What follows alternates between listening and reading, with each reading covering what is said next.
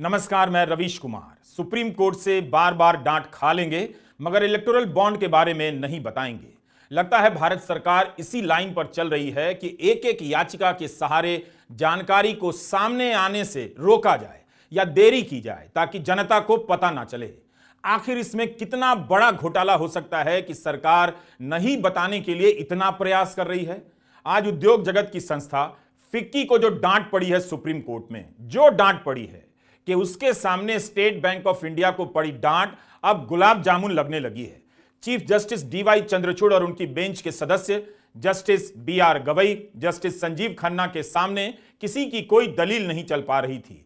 फिर भी डांट खाने रोज ये नए नए संगठन को आगे कर दिया जा रहा है। सुप्रीम कोर्ट में आज जो भी हुआ है उसे लेकर कोई संदेह नहीं होना चाहिए कि इलेक्टोरल बॉन्ड की जानकारी को रोकने के लिए कौन लगा है, किसे डर है कि जनता को पता ना चले। सारी शक्ति लगा दी गई है कि बॉन्ड के बहाने जो लूट हुई है उसकी जानकारी घर घर तक नहीं पहुंचे। अब जनता को भी अपनी शक्ति लगानी पड़ेगी कि वह एक एक जानकारी जमा करे और घर घर पहुंचाए। हमारा ही नहीं, उन सभी का वीडियो देखिए जो इस घोटाले पर रिपोर्ट कर रहे हैं। 2024 के चुनाव के सबसे बड़े घोटाले को गोदी मीडिया गायब कर रहा है। कोर्ट के आदेश से बाहर ना आ सके तो कोर्ट में याचिकाएं डाली जा रही हैं ताकि कुछ दिन और टल जाए, जहां है मामला वहीं अटक जाए। मगर कोर्ट को यह बात समझ आ गई है कि भारत के हित में इस घोटाले का भांडाफोड़ सबसे जरूरी है। यह हमारा पहला वीडियो है आज का। इसके बाद दूसरा वीडियो भी आएगा, आज ही आएगा। देखते रहिए और पड़ोसियों को भी दिखाते रहिए। दिनेश कुमार खरा, स्टेट बैंक ऑफ इंडिया के चेयरमैन, 10 महीने का सेवा विस्तार मिला है। यह व्यक्ति बैंक के करोड़ों ग्राहकों और लाखों कर्मचारियों को शर्मसार किए जा रहा है। इतने ऊंचे पद पर बैठे व्यक्ति को चीफ जस्टिस ने कायदे से समझा दिया कि फैसले में क्या लिखा है, क्या करना है। चीफ जस्टिस डीवाई चंद्रचूड़ ने कहा कि स्टेट बैंक का रुख देखकर लगता है कि आप कुछ खास डिटेल के बारे में बताएं, हम वही बताएंगे, मगर यह सही नहीं है। स्टेट बैंक के चेयरमैन को कोर्ट का फैसला पढ़ लेना चाहिए। बैंक के चेयरमैन के रूप में उनका कर्तव्य बनता है कि वे फैसले को लागू करें, कहें कि उनके पास जो भी जानकारी है सभी सार्वजनिक करेंगे। क्योंकि जब हम कहते हैं कि सभी जानकारी देनी है तो इसका मतलब है कि जो गुप्त भी है वह भी बतानी है। क्या किसी चेयरमैन को यह बताना पड़ेगा कोर्ट का आदेश क्या है? यह हालत हो गई है इस चेयरमैन और बैंक की। यह किसकी सेवा के लिए किया जा रहा है? दिनेश कुमार खरा क्या सेवा विस्तार का कर्ज चुका रहे हैं?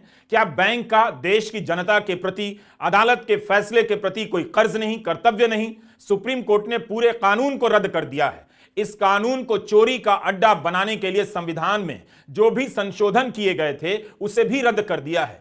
तब फिर स्टेट बैंक चुपचाप सारी बातें एक साथ क्यों नहीं बता रहा? स्टेट बैंक ऑफ इंडिया कितनी बार सुप्रीम कोर्ट से डांट खाएगा? इस बार लगता है कि वकील हरीश साल्वे को आगे करने के बाद भी उसकी एक भी कोशिश कामयाब नहीं हुई। जब कोर्ट ने कह दिया कि सारी जानकारी, मतलब जो गुप्त भी है उसे सार्वजनिक करनी है, तो बार बार स्टेट बैंक ऐसी हरकत क्यों कर रहा है? किसे बचाने के लिए यह सब किया जा रहा है? या तो जनता को सीधे सीधे चुनौती दी जा रही है कि हमने आपको धर्म की घुट्टी पिलाकर हमेशा के लिए सुला दिया है और अब आपको कुछ भी पता नहीं चलने देंगे और ना हमने आपको जानने लायक, समझने लायक छोड़ा है। जब यह कानून रद्द हो गया, इसके लिए किए गए सारे संशोधन रद्द हो गए, तब यह सरकार, स्टेट बैंक ऑफ इंडिया, कंपनियां और राजनीतिक दल खुद से सारी जानकारी सड़क पर क्यों नहीं लाकर फेंक देती हैं? क्यों इसे मैनेज करने के लिए इतना कुछ किया जा रहा है? स्टेट बैंक ऑफ इंडिया को यूनिक कोड देना पड़ेगा। चीफ जस्टिस और उनकी बेंच के सदस्यों की सख्ती आज देखने लायक थी। आमतौर पर मीडिया इसे डांट और फटकार के रूप में ही लिखता है। हम भी डांट का इस्तेमाल करते हुए बैंक को पड़ी डांट की गिनती कर रहे हैं ताकि पता चले कि भारत के इतिहास के सबसे बड़े घोटाले को छिपाने के लिए कितनी मेहनत हो रही है। यही है राम राज्य का नाम लेकर राज करने वालों की ईमानदारी का नमूना। डांट नंबर 1, सुप्रीम कोर्ट ने कहा हमने स्टेट बैंक को सारी जानकारी देने के लिए कहा है। इसमें बॉन्ड के पीछे जो गुप्त नंबर होता है वह भी शामिल है। स्टेट बैंक नहीं तय कर सकता कि कौन सी जानकारी देनी है, कौन सी जानकारी नहीं देनी है। हम मानकर चलते हैं कि बैंक खुलकर जानकारी देगा, कोर्ट के समक्ष पारदर्शिता से पेश होगा, कोर्ट के साथ भेदभाव नहीं करेगा। डांट नंबर 2, स्टेट बैंक क्या यह कहना चाहता है कि आप ही बताइए क्या बताना है, हम वही बताएंगे? यह सही नहीं है। डांट नंबर 3, जब हम कहते हैं कि सारी जानकारी देनी है तो इसमें गुप्त डेटा भी शामिल है। अभी स्टेट बैंक को पड़ी डांट खत्म नहीं हुई है और फिक्की को मिली डांट पर तो हम आए भी नहीं हैं। बैंक के वकील साल्वे ने कहा कि क्या हम बता सकते हैं कि बैंक ने आदेश को कैसे समझा है? हम सारी बातें रखना चाहते हैं। इस पर chief justice of India DY Chandrachud ने कहा कि हम चाहते हैं कि आपके पास जो भी जानकारी है बॉन्ड को लेकर वो सब बताएं। यह हो गई डांट नंबर 4। अदालतें डांट या फटकार उस तरह से नहीं लगाती, उनके बोलने का वैसे कायदा होता है। सुप्रीम कोर्ट ने आज स्टेट बैंक ऑफ इंडिया की हालत खराब कर दी। कोई बैंक बार बार जाए और कोर्ट वही बात बार बार दोहराए तो इसे डांट ही कहना चाहिए। जैसे ही हरीश साल्वे ने कहा कि अप्रैल 2019 को चुनाव आयोग से कोर्ट ने कहा था कि राजनीतिक दलों को जो चंदा दिया गया है उसकी सारी जानकारी सील बंद लिफाफे में दी जाए, तब चीफ जस्टिस ऑफ इंडिया ने फिर फटकार लगाई और कहा कि हम यह समझते हैं कि आप राजनीतिक दलों की तरफ से पैरवी नहीं कर रहे। इसे गिनते हैं डांट नंबर 5। इस बिंदु को ठीक से समझिए। हरीश साल्वे फैसला पढ़ने लगे और कहने लगे कि हम यह समझे कि आपने कहा है कि जानकारी सील बंद लिफाफे में रखनी है और राजनीतिक पार्टी को बॉन्ड की डिटेल से क्या करना है। पार्टियां अपने आप बता देंगी कि किसने पैसा दिया। इस पर चीफ जस्टिस ने कह दिया, आप राजनीतिक दल के वकील हैं या राज्य की ओर से यानी सरकार की ओर से, स्टेट की तरफ से। चीफ जस्टिस ने कहा कि जो भी जानकारी है आपको देनी है। अब आते हैं अगली डांट पर। यह डांट कुछ ज्यादा खतरनाक है।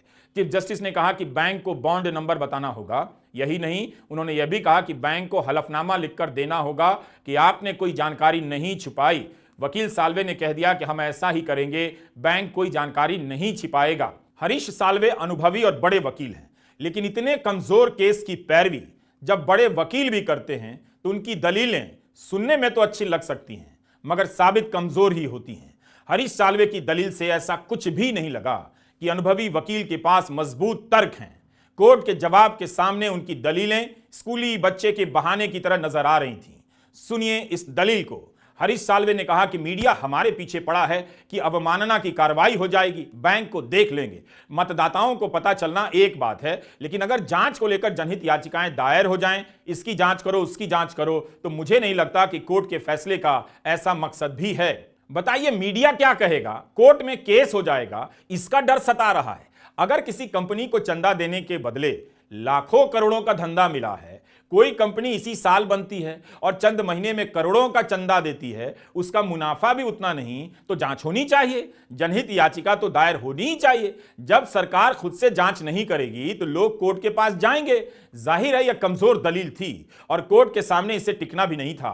कोर्ट में जो हालत थी उसे देखकर लगता है कि अब सरकार पब्लिक के बीच कहीं रोने ना लग जाए कि किसी तरह बॉन्ड की रिपोर्ट को गायब कीजिए, आप लोग प्लीज कोई भी खबर मत पढ़िए, हम लोग पकड़ा जाएंगे, धरा जाएंगे, कहीं छपा हुआ देखिए तो मत देखिए, आंखें बंद कर लीजिए, हम लोग धरा जाएंगे। यह लेवल है क्या इस सरकार का? सरकार की तरफ से सॉलिसिटर जनरल तुषार मेहता ने कहा कि कोर्ट को पता होना चाहिए कि पब्लिक में किस तरह से अदालत का फैसला चल रहा है। जजों को इस बारे में जानकारी नहीं है कि बाहर कैसी बातें हो रही हैं। विच हंटिंग शुरू हो गई है, सरकार के लेवल पर नहीं मगर दूसरे लेवल पर। जो लोग कोर्ट के सामने हैं वो प्रेस में इंटरव्यू दे रहे हैं और कोर्ट को शर्मिंदा कर रहे हैं। सोशल मीडिया पोस्ट भी चल रही है जिनका मकसद शर्मिंदा करना है। तथ्यों को घुमा फिराकर किसी भी तरह की पोस्ट चलाई जा रही है, जैसे कोई कह दे कि रोहतगी ने इतना पैसा दिया। इसका एक निष्कर्ष निकाला जा सकता है, क्या बेंच इस पर कोई आदेश देने पर विचार करेगी?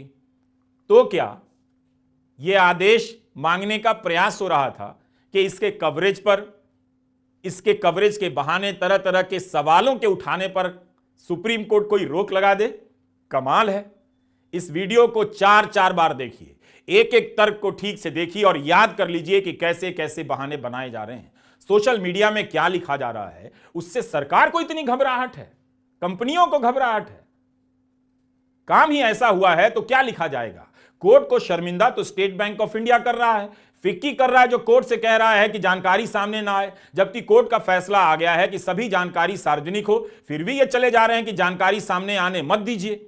इसलिए यह डांट नंबर 7 है। चीफ जस्टिस ने कह दिया कि एक संस्थान के रूप में हमारे कंधे इतने चौड़े हैं कि सोशल मीडिया पर क्या चल रहा है उससे प्रभावित नहीं होते। हमारा एक ही मकसद है डिस्क्लोजर, हम कानून के बनाए नियमों के आधार पर चलते हैं। ऐसी डांट पड़ी है आज स्टेट बैंक को। चुनाव आयोग जब कहता है कि उसका एक ही सिद्धांत है डिस्क्लोजर डिस्क्लोजर डिस्क्लोजर, तो फिर चुनावी चंदे से जुड़े फैसले को लागू करने में इतनी अड़चनें क्यों हैं, देरी क्यों हो रही है? यह इस चुनाव की सबसे बड़ी रिपोर्ट है, सबसे बड़ा घोटाला है। काश अदालत देखती कि सॉलिसिटर जनरल ने जो कोर्ट में कहा है वो कितना सही है। अदालत अखबारें नहीं पढ़ सकती हैं। हिंदी अखबारों में बॉन्ड की रिपोर्ट खानापूर्ति की तरह छपी है। एक अखबार को छोड़कर कहीं भी पूरी डिटेल नहीं जो reporters collective, news minute, news laundry, scroll the wire और हिंदू में छप रही है। इसलिए बॉन्ड के यूनिक नंबर का सार्वजनिक होना बहुत जरूरी है। आप समझिए इस क्रोनोलॉजी को। याचिका के खेल से जानकारियों को टाला जा रहा है, रोका जा रहा है। एक दिन ना सही, 2 दिन ही सही, ताकि बहस और सुनवाई में कुछ दिन और निकल जाए और भारत की जनता को पता ना चले कि कितना बड़ा घोटाला हो गया। गोदी मीडिया का बड़ा हिस्सा इसे रूटीन की खबर बनाकर गायब कर चुका है। कई अखबारों में तो खबर का एंगल ही कुछ और है और कई जगहों पर असली खबरें गायब हैं। अब अगर जनता तक इस बात को पहुंचाना है तो मेरी नजर में एक ही रास्ता बचता है। सुप्रीम कोर्ट या चुनाव आयोग आदेश दे कि बॉन्ड से संबंधित कोर्ट के फैसले को अखबारों में विस्तार से प्रकाशित किया जाए। किन किन कंपनियों ने किसे कितना चंदा दिया है इसे भी प्रकाशित किया जाए और इसका सारा खर्चा भारत सरकार उठाए। 2014 के पहले का भारत होता और यही रिपोर्ट होती तो सारे चैनल एक एक जानकारी पर चीख रहे होते और नेशन वांट्स टू नो का नारा लगा रहे होते, मनमोहन सिंह से इस्तीफा मांग रहे होते। लेकिन अब तो सवाल ही गायब है और सवाल ही बदल दिया गया है। अब आते हैं फिक्की और एसोचैम की याचिका पर। फिक्की के 2.5 लाख सदस्य हैं, एसोचैम के 4.5 लाख। कंपनियां और उद्योग जगत के ही लोग इससे जुड़ते हैं। आज इनकी तरफ से वकील सुप्रीम कोर्ट में अपना आवेदन लेकर पहुंच गए, इस गुजारिश के साथ कि कंपनियों के नाम सार्वजनिक ना हो। फिक्की और एसोचैम की तरफ से अनुभवी और बड़े वकील मुकुल रोहतगी पेश हुए। जैसे ही उन्होंने कहा कि मैंने फिक्की और एसोचैम की तरफ से आवेदन दायर किया है, चीफ जस्टिस डीवाई चंद्रचूड़ ने कह दिया, हमारे पास ऐसा कोई आवेदन नहीं है। रोहतगी ने कहा कि नंबर देने के मामले को टाल दीजिए।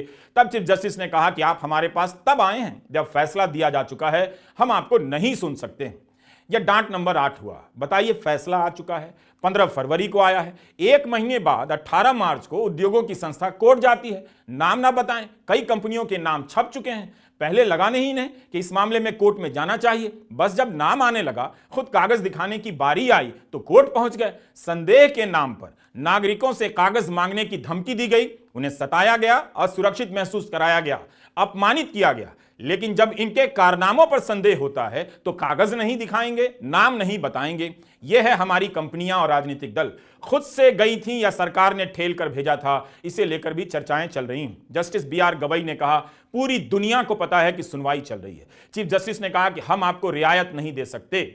What's sauce for the goose is sauce for the Gander, मतलब जो एक के लिए है वो सब के लिए है। आप इसे डांट नंबर 8 या 9 जो मन में आए गिन लीजिए, मगर हाल देखिए।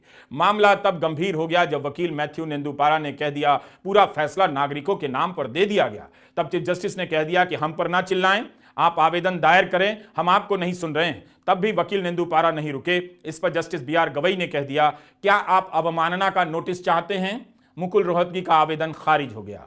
एक तरफ उद्योगों की संस्था याचिका में मांग कर रही थी कि जानकारी साझा ना हो, वहीं भारत की एक बड़ी कंपनी बायकॉन की संस्थापक किरण मजूमदार शॉ खुद ट्वीट कर बता रही थीं कि मैं साफ करना चाहती हूं कि बायकॉन ने जनता दल सेक्युलर या किसी अन्य पार्टी को एक नया पैसा चंदा नहीं दिया है। निजी स्तर पर मैंने इलेक्टोरल बॉन्ड खरीदे हैं जिसे JDS और अन्य दलों को दिया है।